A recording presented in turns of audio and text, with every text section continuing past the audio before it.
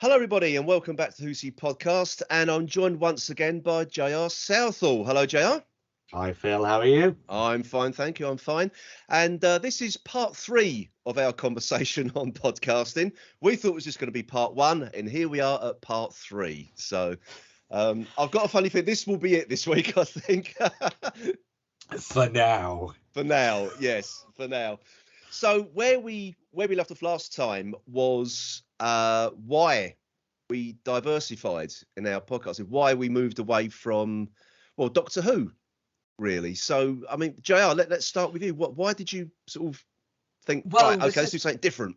Well, this is going to be a long story, isn't it? So I'll try and break this up across the course of otherwise I'm just going to be talking for about half an hour non-stop, because this is quite an involved story.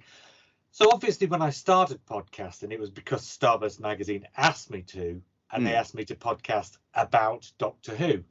And although obviously that was fine, and I was writing about Doctor Who for the magazine, part of the reason why I was on the magazine is because I just like movies, TV, books, music, whatever in general, all these other things as well.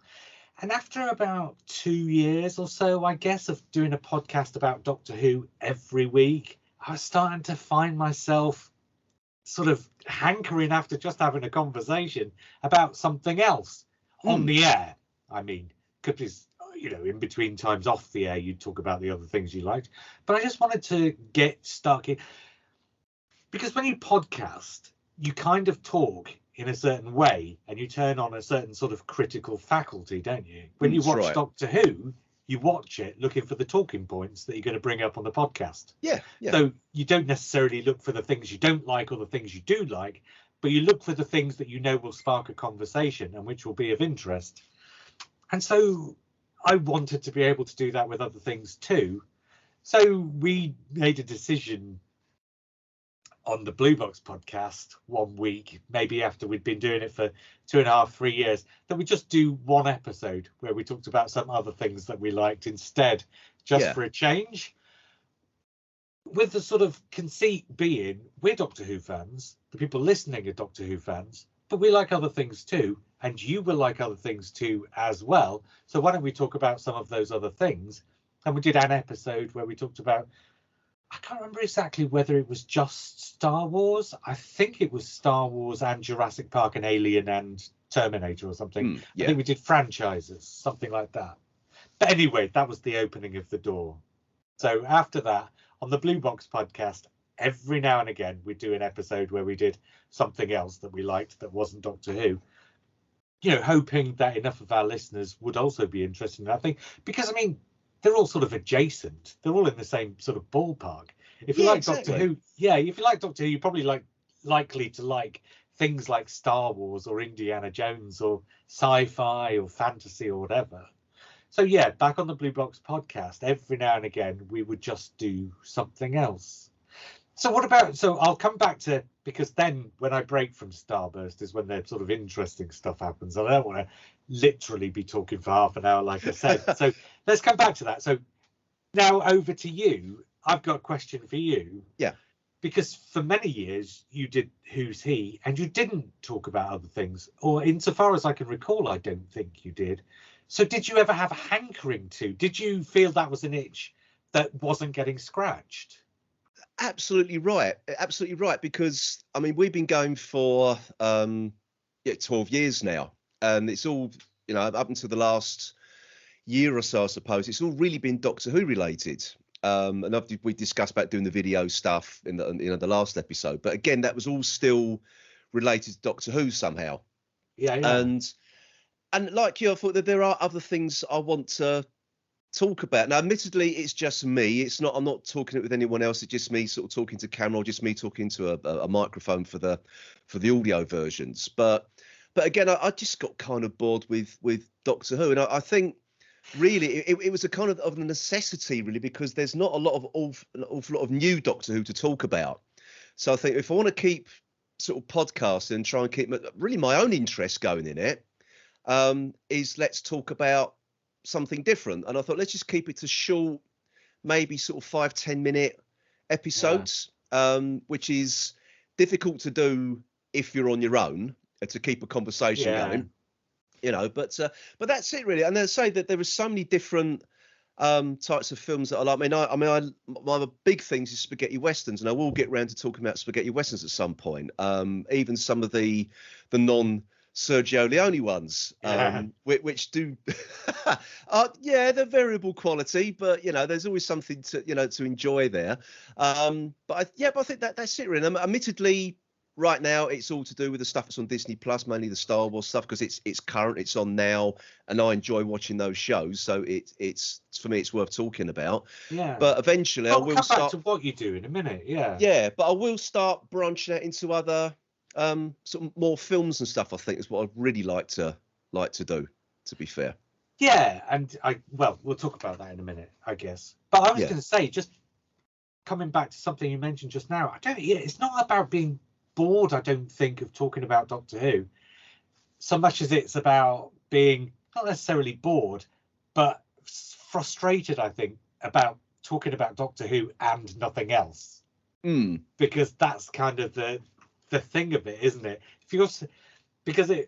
I remember feeling when I was at Starburst that it wasn't a chore necessarily, but because we had to talk about Doctor Who every week, and because I was constantly sort of being called upon to come up with it, because the way we did it was we would have a conversation each week. And, as you know, the series was basically on once every 18 months for the last 10 years. So you would have a period of about 16 months where there'd be no new episodes, basically. And every week I'd have to come up with a topic. Of one kind or another, even if that topic was only, something big's happened in this week's news.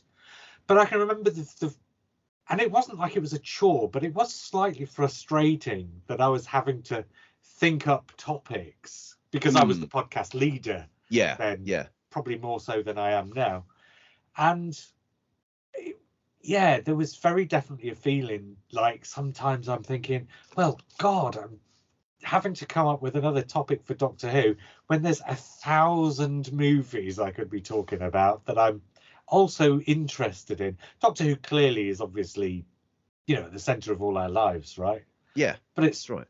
But I mean, if you to ask me what my favorite television program was, I wouldn't even necessarily say Doctor Who, because there's at least one other, if not a couple of others, that are right up there in the mix. Yeah, it's weird, isn't it? It's sort of like you're doing a podcast about, everyone thinks it's your favorite TV program, and to a certain degree it is. But you're right. There's other shows out there that are. If someone said to me, "Oh, what's your favorite TV series?" I'd probably say something like, I don't know, Endeavour, for argument's sake.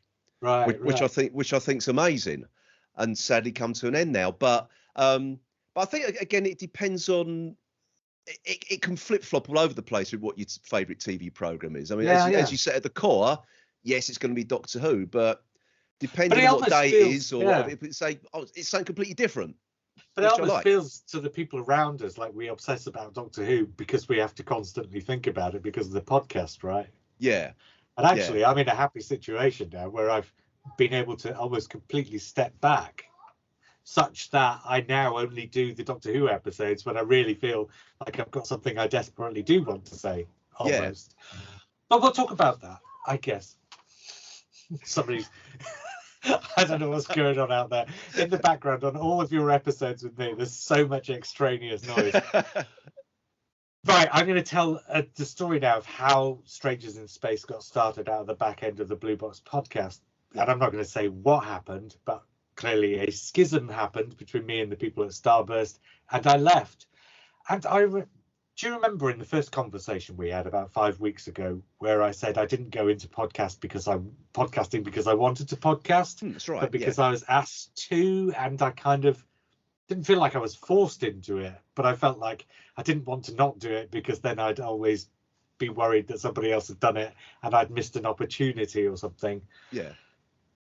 But for those first few years, and again, it's not like it was a chore, but because it was weekly and because you're sort of doing it for somebody else, it can start to feel like it's sort of a drag on your time a bit, especially as we always did it in person. Did they dictate to you what you had to, what Doctor Who content you had to cover or anything like that? Or so you can't say this, you can't say that, or?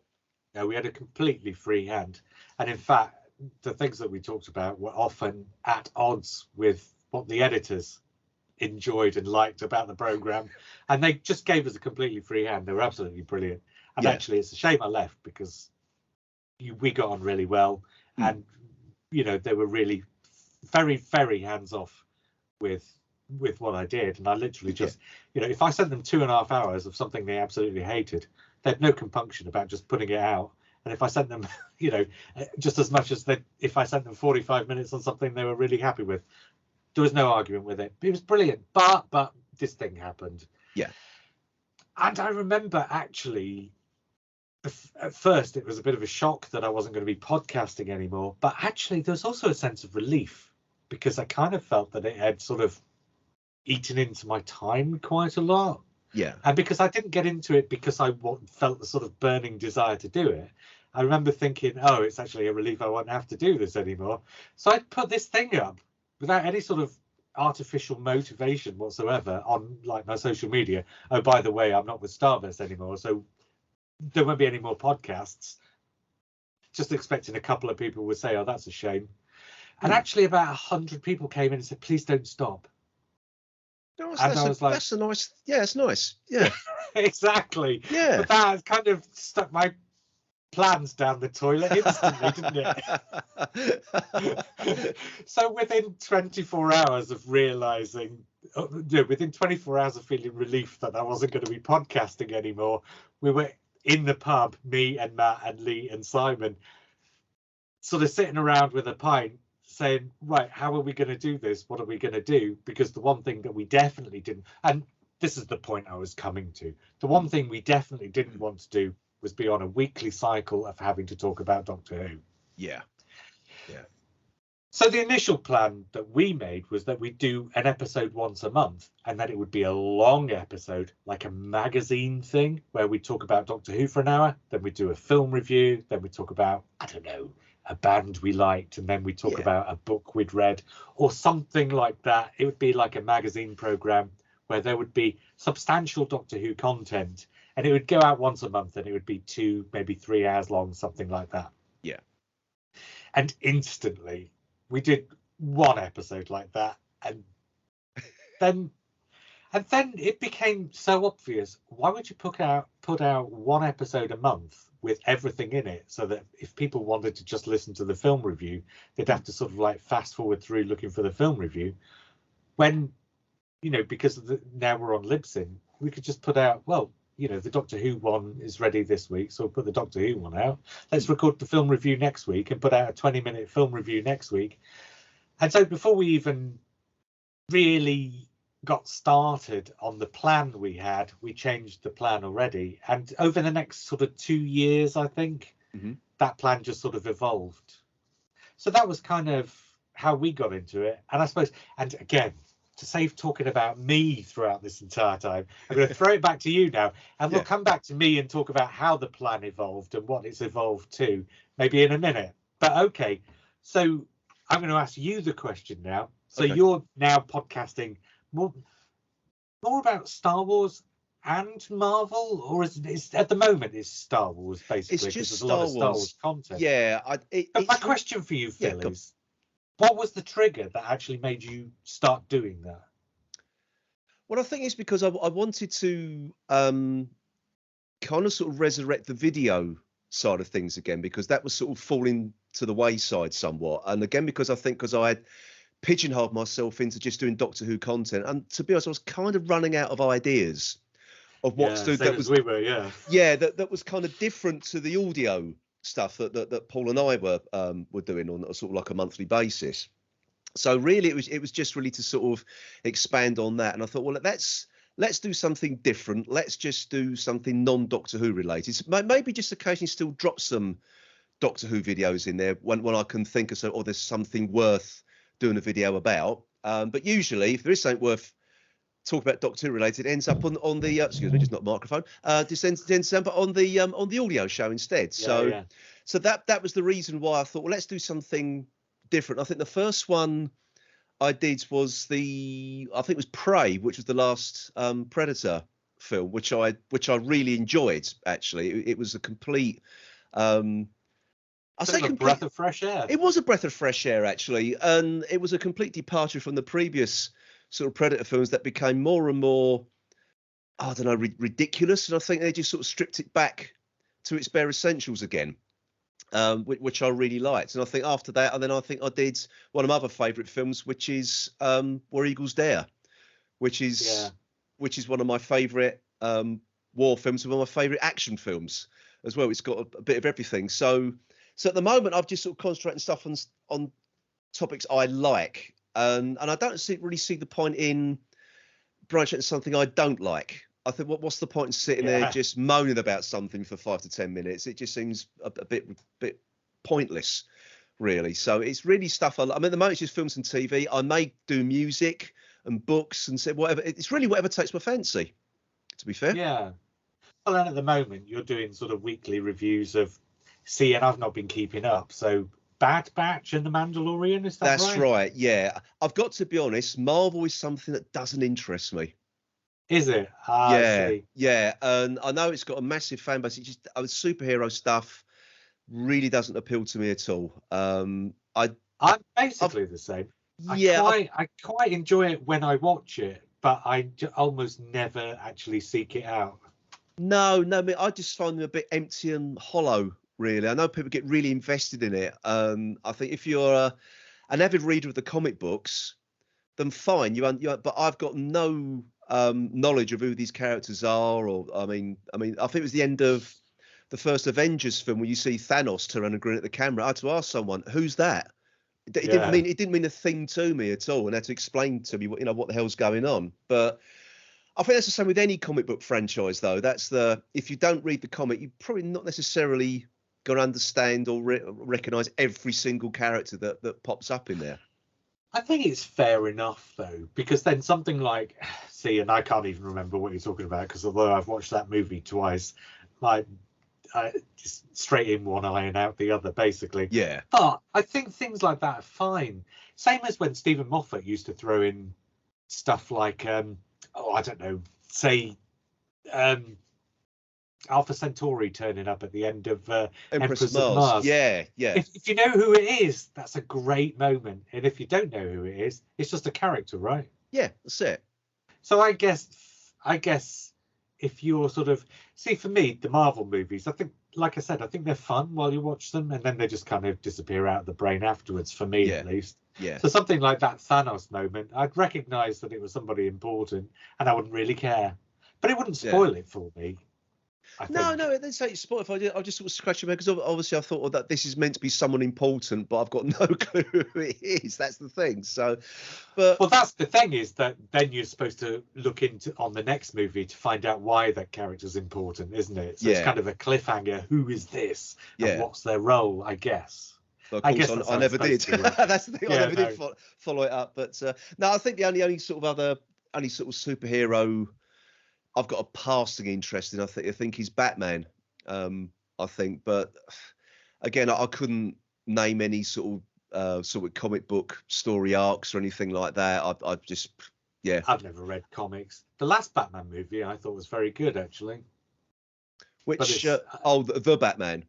Yeah. Which I've only managed to get halfway through at the moment. So really, I really liked it. Yeah, well, it's not the point of view I didn't like it. I think this is the one of the issues I have with podcasters, because we both got families, and trying to find, like Batman goes for about 3 hours, doesn't it? So for me to actually get 3 hours in front of the television uninterrupted that's a thing of the past now, to be perfectly honest. And it's a kind of the same with podcasting. I've got to pick my moments to record now as well, especially when doing the videos. It takes a bit more effort to set up the lights and green screens and whatever.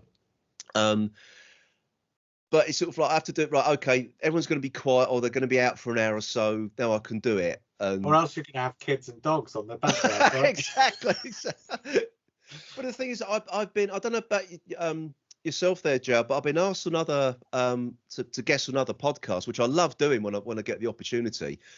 But sometimes I have to turn it down, because if they're North America, for argument's sake, or the only time they can record is sort of late in the evening, well, I can't do that.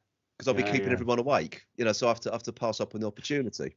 Yeah, that's something that I have to think about, having a sort of relatively small child in the house. Is I can only podcast until so late in the evening. So either we do it on a Saturday when he stays up a bit later anyway, generally speaking, or else if we do it on a weeknight, we have to start earlier.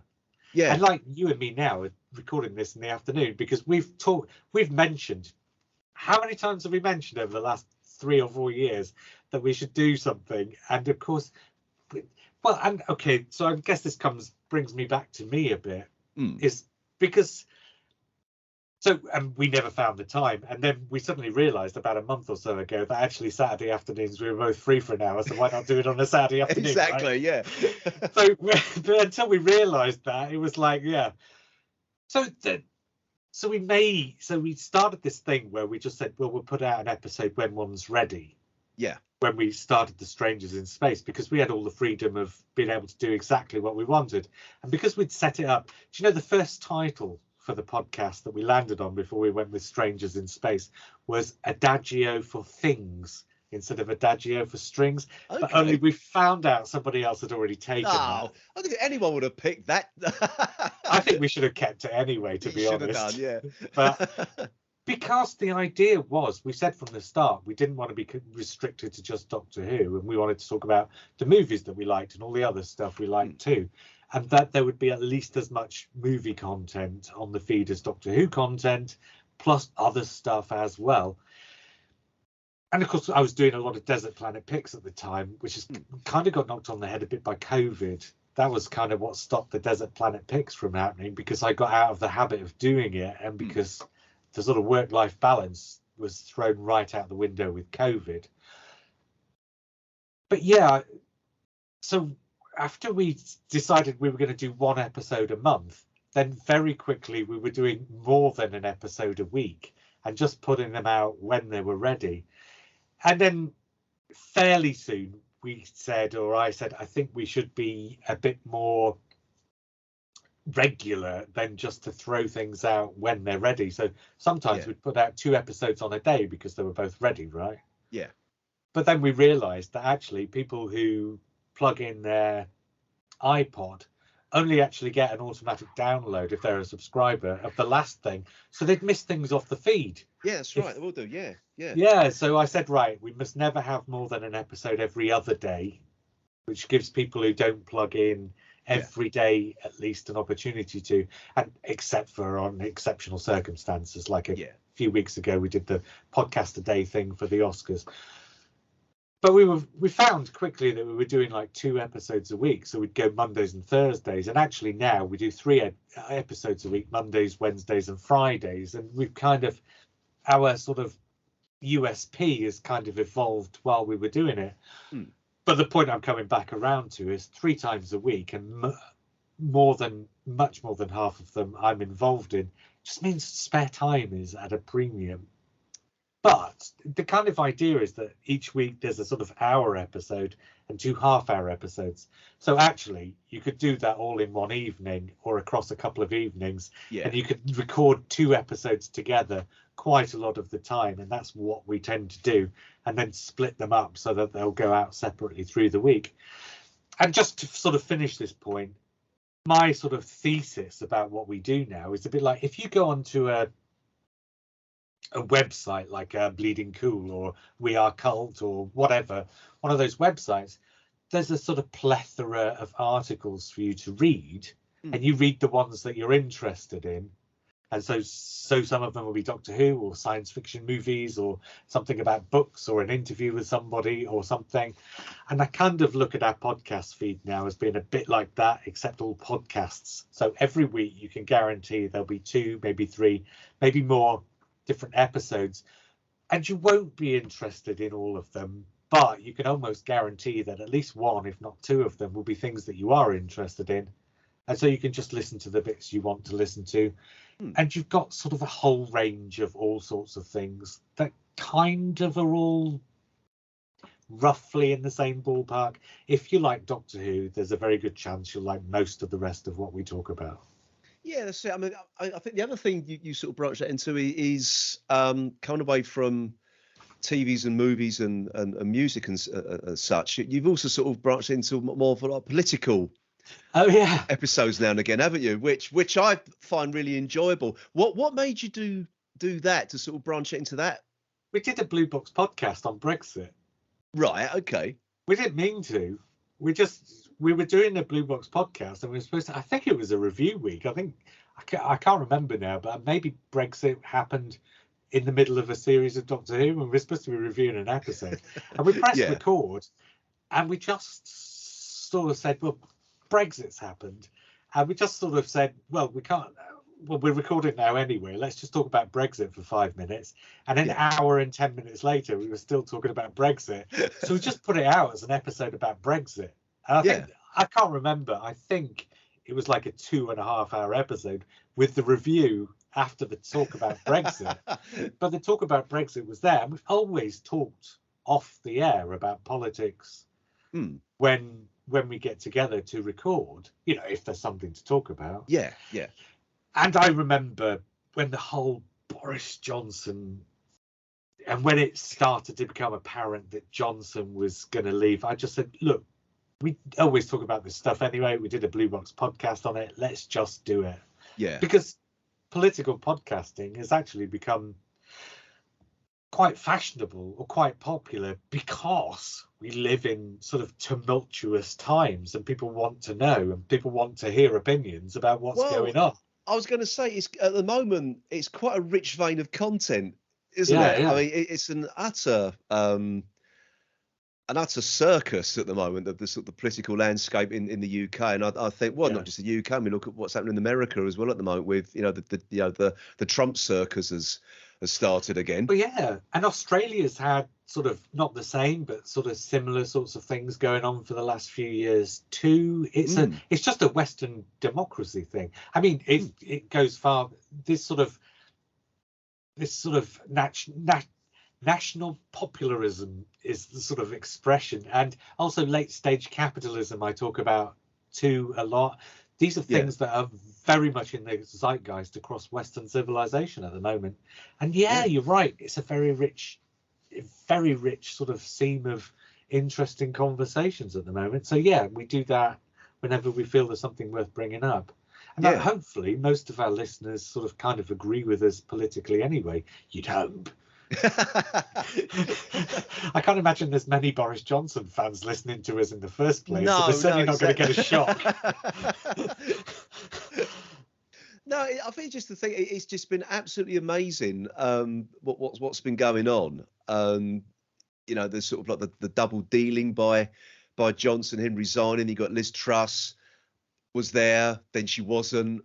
Then we've got Rishi. The economy's crashed thanks to Kwasi Kwarteng and Liz Truss. It was just absolutely incredible, shocking for people trying to live in this and sort of like, you know, sort of try and make ends meet at the moment. It really is. But if you're commentating on this kind of thing, it's so much to discuss, you know. Well, so much to get off your chest, really, as well. It's that as well. To get stuff off your chest, I think. Yeah. I think partly because of Brexit as well, we live in some of the most interesting times we've had since the 1940s. And I'm not making the allusion to Nazism, but sort of the immediate aftermath of the Second World War is probably the last time when Europe was in as much turmoil or there was as much change going on, and sort of politics was as, because and in the 1970s you did have a period when this was true too, actually, to a degree, and of course politics is always important for people's everyday lives, but most of the time there's a big distinction and people don't really think about it. But I think when you're living through troubling times, trialing times, as it were, I guess, it's just more at the forefront of your mind, doesn't it? So it is. It's hitting everybody at the moment. I don't think there's anybody, unless you're super rich, obviously, then I don't think there's a single person in this country that this whole farrago isn't affecting, really. It's just incredible. I never thought I'd see anything like this in my lifetime. I really That's didn't. because that's the thing. When you're a kid, you think things can only get better because you think people learn from the past to Yeah. improve the future. And you don't realise till you're much older and maybe a bit more cynical. And I think I'm still, generally speaking, an optimist, actually. But obviously, you know, but it's not till you get older that you realise that actually that's not how it works at all. No, it really isn't. And I think actually these times are of our own making to a degree as well. We voted for Brexit, right? Well, You know, that's what happened, we isn't pointed it? the gun at our foot and pulled the trigger. Yeah. So, Yeah. you know, so I think it's, and so I keep trying to have a conversation where we sort of untangle the whole thing. But of course, it's such a big thing to untangle. We never really get near the edges. No, But it's exactly. Exactly. I mean, even now, people still think. I know we're going way off topic here, JR, but I think it's that thing where people This still is think the topic, though, isn't it? It is, yeah. But I think people still think Brexit was still a good idea. They still think there's. I mean, I can't see any benefit to this whatsoever. Somebody, please tell me what a single benefit of Brexit is, because all the, all the things that were. Even the great big sort of tagline, "Take back control," is and never was true. Because the thing about when you leave a big organisation that you have a seat at the high table of is you don't take back control. What you do is you give control to a different set of people, because now you're a smaller entity and you can only really make agreements sort of on the back foot. You never get to take charge of what those agreements are going to be anymore.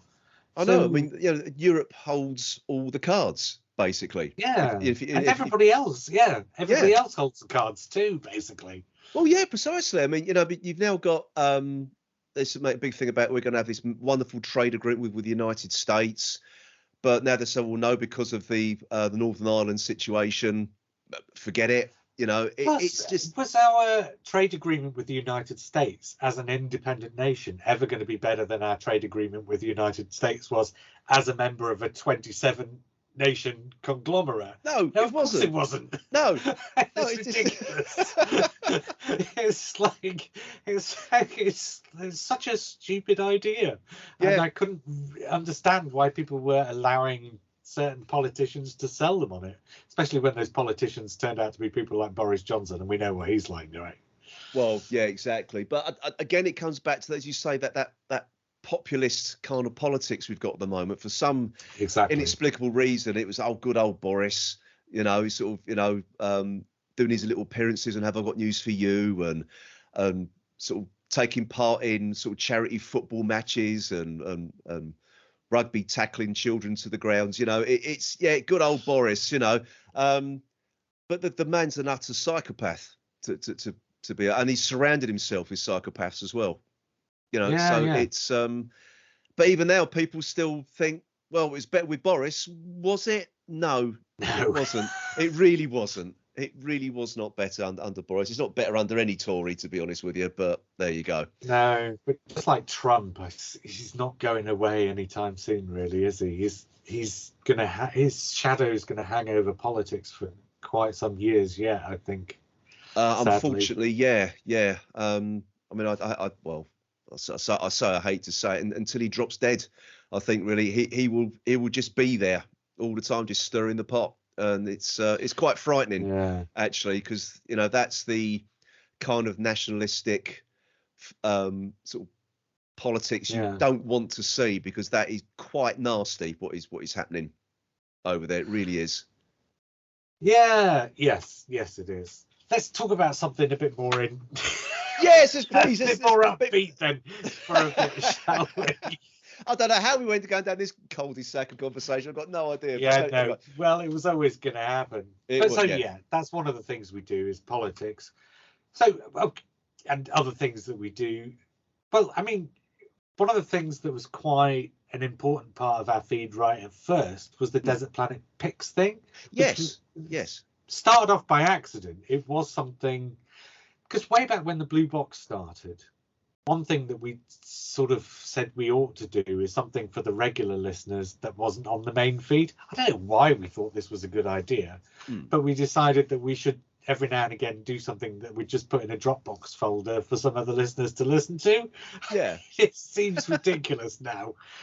But out of that came Desert Planet Picks, which was essentially, in the first instance, just the four of us, just talking about, the reason why I did it was just so that we could talk about some of the other things that we liked. In fact, there you go. That's why we did it, because it was that valve that we needed to talk about stuff that wasn't Doctor Who every now and again. And so we did that. And so when we started Strangers, one of the very first things we said was, well, we should resurrect that and get other people to do it too. Well, you did one, Phil. I did, yes, indeed. I did, yes. Very enjoyable it was as well, actually. Well, that was nice. So here's my question to you. Was it nice to be talking for an hour about all the other stuff that you liked that wasn't the stuff that you were sort of having to talk about on Who's He? Oh, God, yeah. Yeah, it was great to sort of like talk about. And it wasn't just one particular thing. It was all different, because you're picking different things to whatever the question was. It was your favourite book, your favourite movie, your personal item, whatever it might be. So it was just good. It was a nice little mix of topics to talk about, which I found really refreshing, to be honest. Really, and that's why if I'm asked to go on other podcasts that non-Doctor Who related, I usually try to sort of jump at the chance, really, just to sort of talk about other things I enjoy watching or listening to. It's really nice. I think one of the things I did, it was partly it was a North American podcast, and first bit was about Doctor Who, and next bit another TV program, and I thought, okay, and I picked Steptoe and Son, which I think is one of the best sitcoms ever written. Actually, I know a lot of it is kind of dated now, some of the attitudes and everything, but I think the thing for me, and I think even now actually, it's one of the only sitcoms where your protagonists are from a poor background. Because usually, because most things are sort of like that very middle class sort of Terry and June. Hello, darling. Hard out the office. Here's a gin and tonic. And oh God, the vicar's coming around in a moment. And it's that kind of thing. And with Steptoe and Son, to the manor born, right? Yeah, exactly. Yeah. But I think it was just something completely different and showed working class people in that light.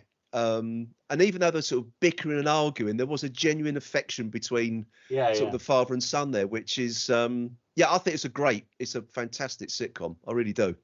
So it was lovely to talk about that for a change. Yeah, there was still I'm trying to remember, because I think I'm a couple of years younger than you, but there's certainly not a lot between us. Maybe not actually, but that was repeated a lot when we were kids. It was, Yeah. Was it still going when we were kids? I can't remember. I think it must have been. It finished finally in about 1974 with a Christmas special. So I do have recollections of watching Steptoe and Son when I was a kid, but it's very, very vague, vague memories. It really is. But but it's just one of those things. It's always seemed to be on. I just sort of grew up with it, even though my memories are quite distant. I know sort of like I definitely grew up watching this. Same with things like Dad's Army. I grew up watching that. You know. Likely Lads, I think, was the one that most sticks out to me from my childhood of the things like that. Yeah. I think also because, see, where was Likely Lads set? It's the northeast, actually, isn't it? Yeah, Newcastle, isn't it? Yeah, well, that is part it? Yeah, of the world, yeah. And of course, I'm from north and east of the Pennines, so it wasn't a million miles removed from sort of things that I could remember from my own childhood. Although I grew up in a fairly nice neighbourhood, right? So but it was very familiar, Likely Lads. So I think Likely Lads was the one that most sort of struck home for me a bit. But because that's the other thing about Doctor Who fans, is part of what makes you so fond of Doctor Who is not just the program itself, but your memories around watching it.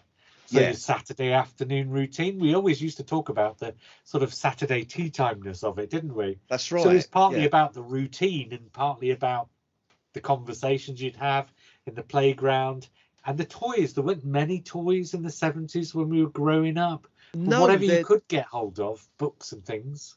Yeah, there really was. I know. I mean, many years ago, I did a video on Doctor Who toys, and I think really it was all sort of like the 1960s with the Dalek mania. It wasn't really Doctor Who; it was Dalek toys you could buy. That was the thing. But then you had sort of like I think in the UK it was Palatoy who did the Tom Baker figures, and Leela and the they did a Dalek. But then no, actually it wasn't Palatoy, because Palatoy did their own Dalek. It was a talking Dalek. And for life of me, I can't remember. So it's different. Yeah. So I can't remember who made the was it Kenner? Might have done the other Doctor Who toys, but even that came about by accident as well, because it was actually meant to be a line of New Avengers toys. Oh, right. So the Tom Baker toy is actually based on Gareth Hunt.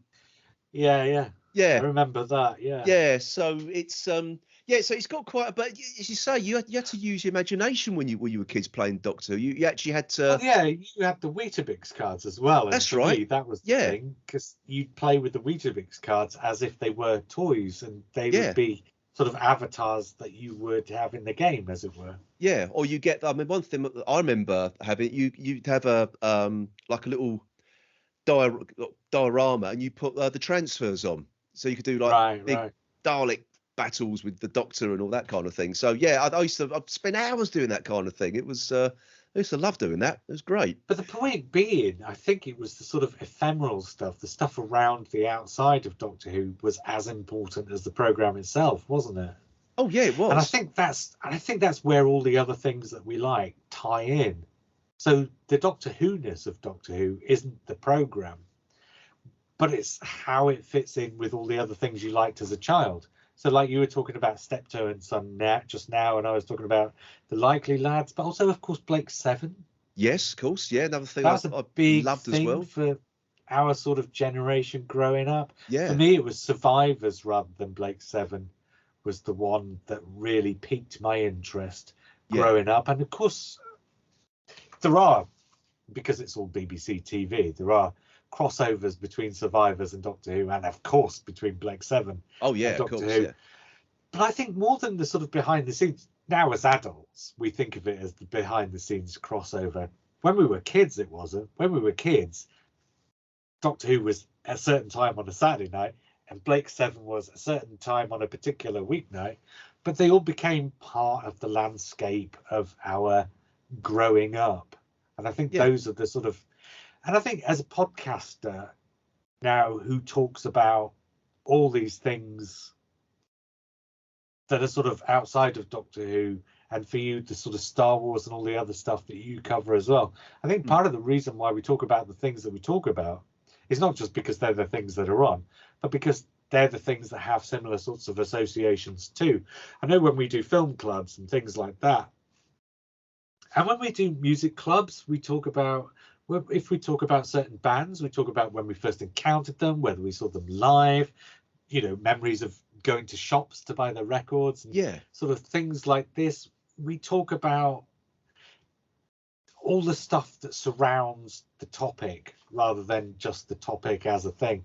And of course, we also talk about trying to understand the topic as a thing as well, of course. Yeah, right. It's the memories, those sort of like, particularly if you're talking about sort of the classic era of Doctor Who, or the era of Doctor Who you grew up with, or the one you most associate growing up with. It's all about the memories that evokes. And I mean, I did a fairly short series, which I might resurrect at some point. Actually, was people just sort of, I was getting guests on to pick an episode of Doctor Who, not the whole story, just an episode.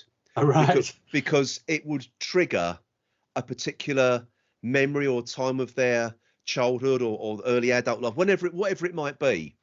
And just sort of, so we'd talk about, we'd have the episode on. It was almost like a commentary for the episode, but during that they'll be talking about why this particular scene jogged their memory for this happened to them, or you know, when they were kids, or it reminds them of, you know, the day they got married. Any you know, absolutely anything. And it actually sort of, it got some good stories out of people actually. So and I find that was more interesting than the actual episodes we were actually sitting down to watch. Really, I was sort of more interested in people's stories really, if they're willing to tell them, and then that's the thing, and you know, happily they were sort of glad to sort of share those memories with me. So it was yeah. So I might resurrect that again at one point. Yeah. Yeah, that's what I used to try and dig out with Desert Planet Picks is, you know, you don't just talk about the things that people like, but why they like them, which takes you back to how they first encountered them and get anecdotes from people about that sort of stuff as well. Yeah. So the best episodes are the ones where people just actually start tangentially talking about all the stuff that made them who they are today. Yeah. You know, and just sort of through the prism of the things that they like. Yeah, the important stuff. Yeah, and I think it leads to some sort of very, very interesting conversations actually. So it's and I think that's for me for podcasting, it's all about having those interesting conversations. I think if you're just going to sit there and just sort of rattle off it, you know, I like this, I like that, I didn't like this, I didn't like that, and that's it really, or you're just going to sit there and just slag off an episode. Well, for me, that's not interesting. It doesn't interest me sitting there doing that either. And I think if I catch myself doing that, I try and pull it back again because I thought I don't want to come across like that, and I'm sure people don't want to listen to that either. Really, it's all about when you listen to a review of something, when I listen to a review of something, I want to learn. I want to not just hear an opinion about the thing, but I want to sort of learn something about the person whose opinion I'm listening to. Yeah. And I want to learn something about the thing that they're having an opinion on. But I also want to learn about the people who made the thing that they're having an opinion on too. So there's kind of a three-way balance. So for me, the best reviews are kind of a three-way balance. And I suppose actually this leads me into the broadening of Strangers into Space, so that we're actually a team of about 10 people now. Yeah, that's right. Yeah. How did that happen? Or was it just a natural evolution of your hosts?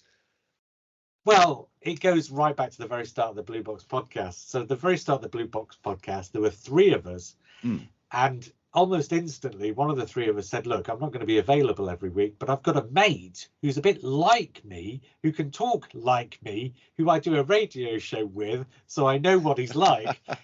And the other 2 of us had never met him. And he just said, but I can't make it next week, but I'll send him instead. And, you know, clearly we said, okay, that's fine. And actually, as it turned out, we're all a bit awkward on that first week because we'd never met this guy. But that was it. That was like because I always said when we were doing that, because I was nervous about doing it, that I really wanted there to be at least 2 other people there. Yeah. Because that way the conversation wouldn't flag.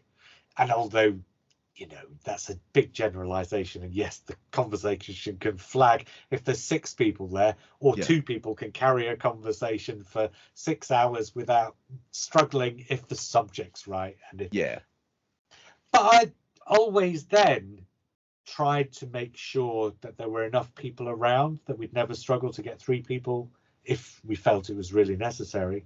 Yeah. So Lee had periods and is going through a period now when he can't podcast as much, and Simon's had a couple of periods lately when he couldn't podcast as much.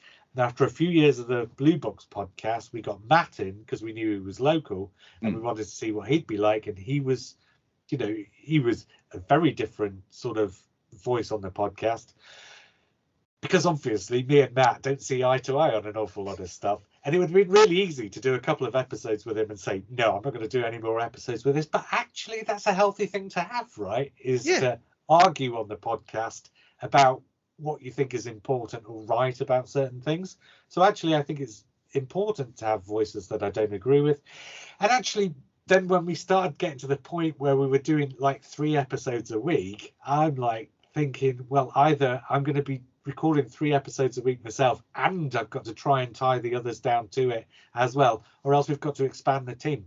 And what I tried to find was not necessarily people who I liked, although clearly obviously I do, otherwise I wouldn't have them on, but rather than just, oh, these are my favorite podcasters, because then there'd be a lot of people. It was, these are my favorite podcasters, and also this is the way they talk about a certain type of thing. So Although that sounds like it's limiting the type of voices I have on. It's not limiting the type of voices I have on, but it's sticking to a certain pattern of the type of conversation that we have. So the idea is that the listener, whoever they get out of the team of about 10 of us who are doing it, it doesn't matter which voices they get, they know what kind of a conversation they're going to get. So it's more about having a consistency of conversation, despite the fact that there's a bigger team of voices. So it goes back to what I was saying about that thing about the website, where you might have lots of different people writing for a website, but you know what the tone of the website is going to be. Yeah. And that's kind of the thing with the podcast. So that's kind of why, to try and keep up the idea of having 3 episodes a week and not have to tie everybody down all the time to being on all those episodes.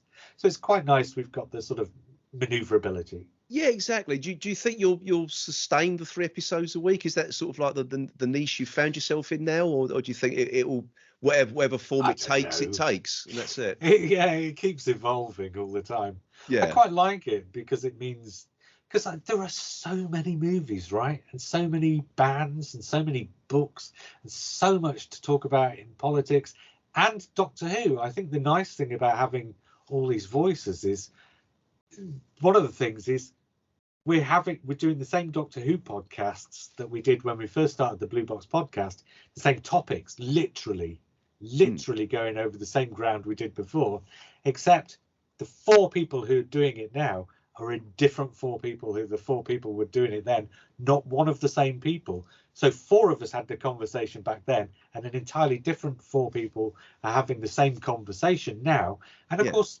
making it a different conversation, so it's worth listening to.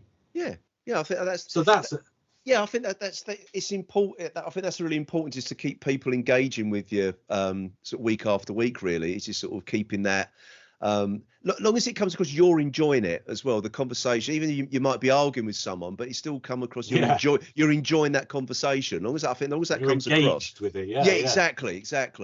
So I think, just to sort of try and sort of round things up, really, if anyone's listening or watching this, who's thinking of starting a podcast, what would your advice be to them to get themselves off the ground? Well, I guess all I can really talk about is what I look for in a podcast. So I would say, if you think this is what you'd be doing in a podcast, then for me, because one of the things that they talked about when we first started up is it's just like eavesdropping on 3 guys who are sitting around a table in a pub, right? Yeah. And that was always the thing. That was when you and Paul do it on Who's He. That's what you've got going on. Yeah. So, and those are always the ones that I favoured. So I would say to anybody who wants to start up a podcast, find at least 1, if not 2 or 3 other people that you can just sit around and have a chat with, and just record your chat. Yeah. And I would say, don't come up with a format, just have a conversation.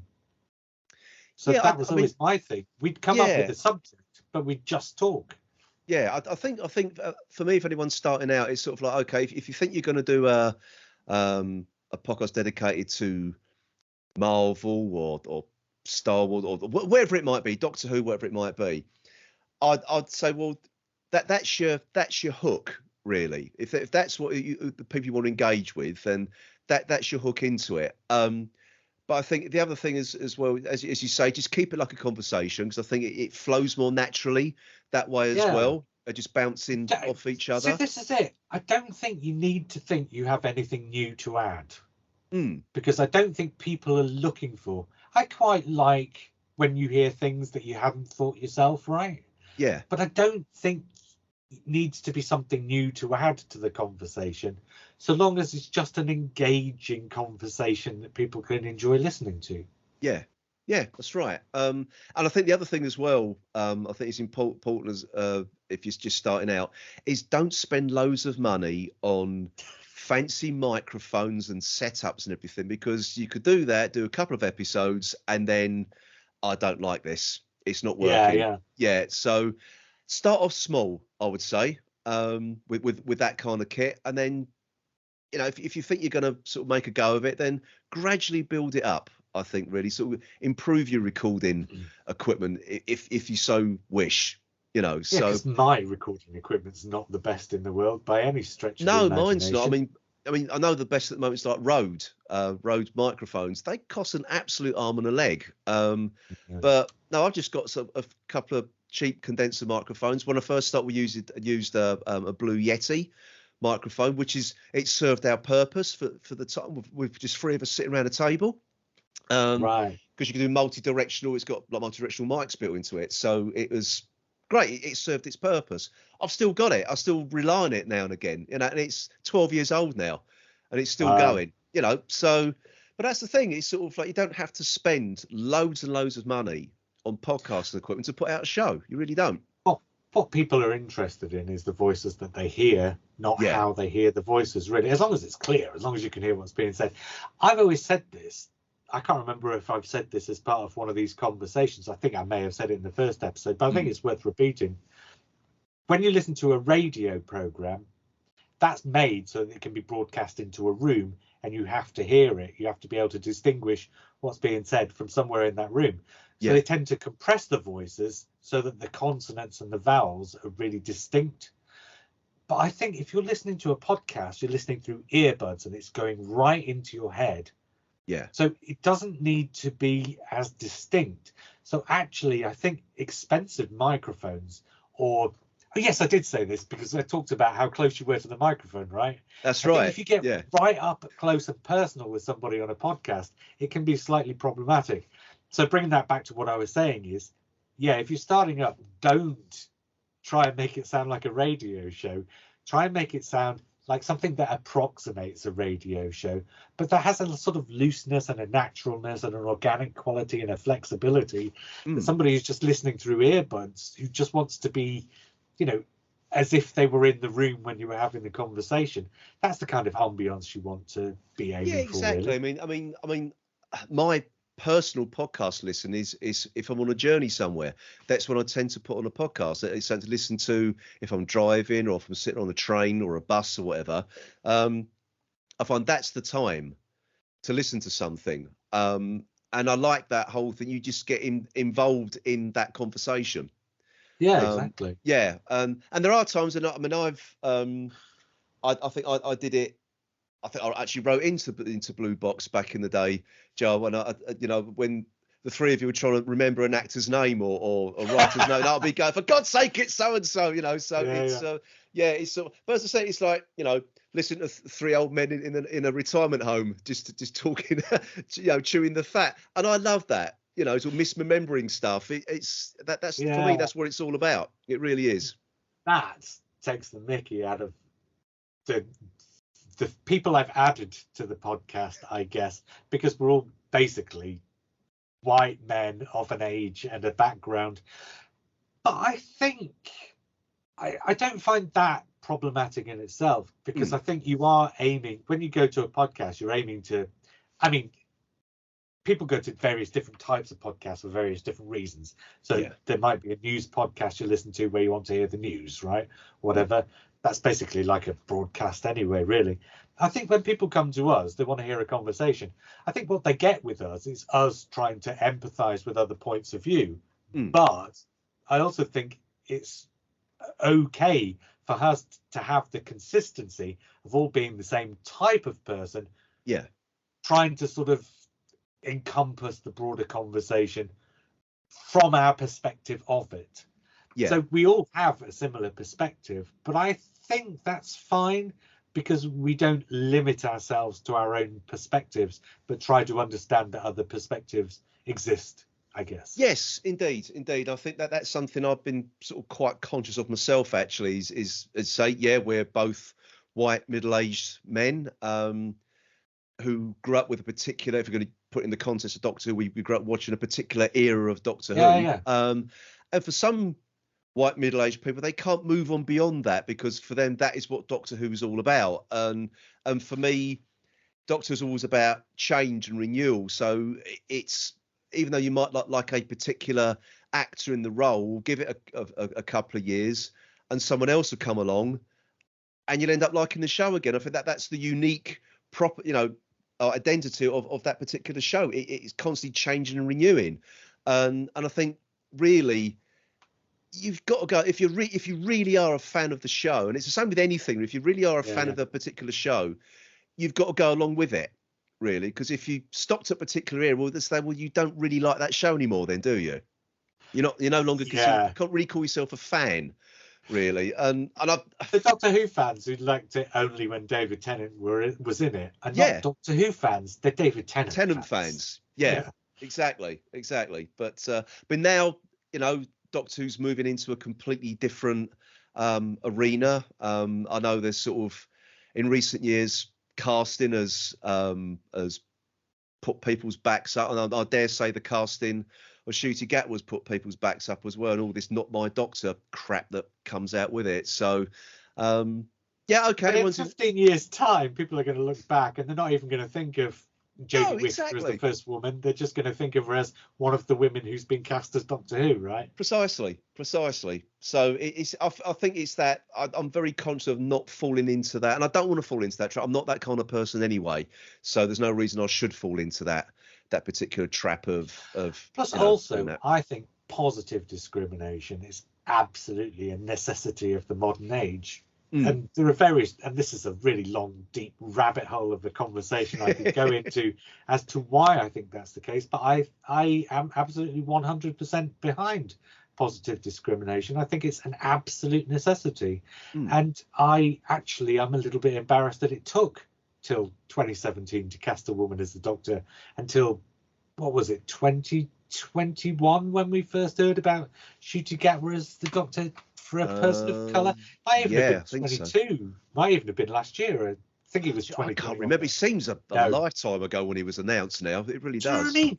Why has it taken that long? It's ridiculous, absolutely ridiculous. And so long story short, I think you have to create a new balance. And I think the way you create new balances is by insisting on positive discrimination in order to create the balance. And sometimes if you don't understand the reason why it's happening, it can probably feel like somebody's pushing buttons that don't need to be pushed.